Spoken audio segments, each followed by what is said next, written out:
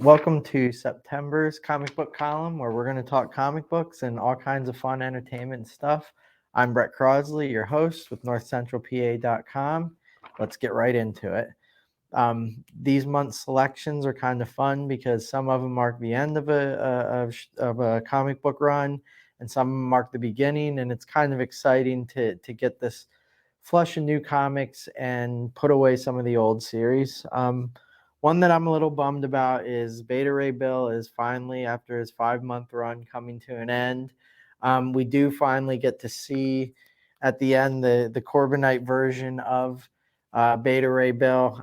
I figure we all should know that. I guess spoilers if you want to say that. But it's a really cool way to end this series. I feel like in 5 comic books, it accomplished a lot. It's a really tight, nice, neat story to span 5 comics. And I would really like to see this character come back for another mini run. I don't know if he's ready for a big, huge series of his own, but I would love to see another 5 or 6 issue span for him.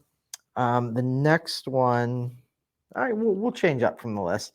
The next one's Aliens Aftermath, which I was going to talk about 6, but we'll get to that. This is just a one-off, but the kind of cool thing about this one is it's by Benjamin Percy, who writes for Wolverine, and then he does some of the X-Men comic books.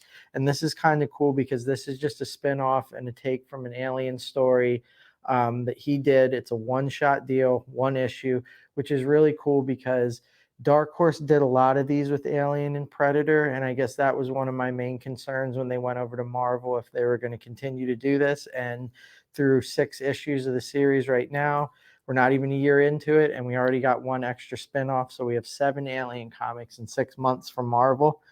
And then speaking of which, number 6. This is a variant edition cover of the 6th issue in the Alien saga, and this is really cool because I like the direction they've headed into this one, where haven't focused on the aliens a lot, but what's kind of cool is they close this out saying this is the end of the first chapter of the series that they're doing with Alien.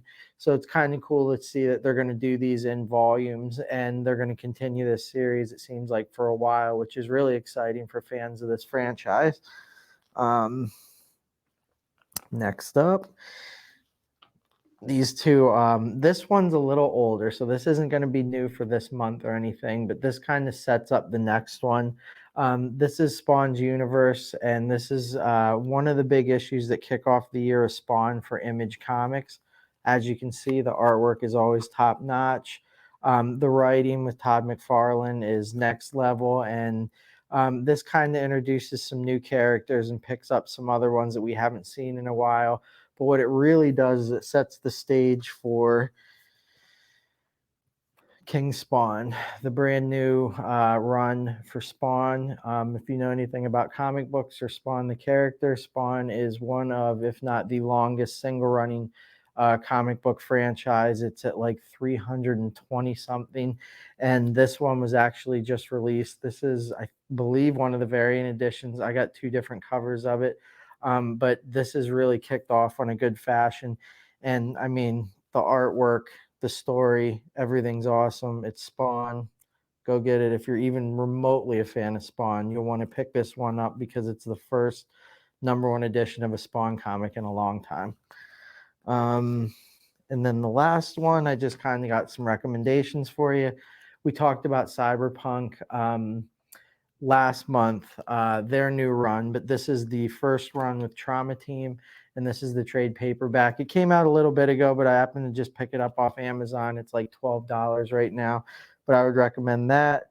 We talked about the Spider-Man omnibus, but that's the recommendations for this week or this month. Go out and enjoy them and support your local comic book shops. Isle of Comics has everything you need, and support NorthcentralPA.com. Thank you. Bye.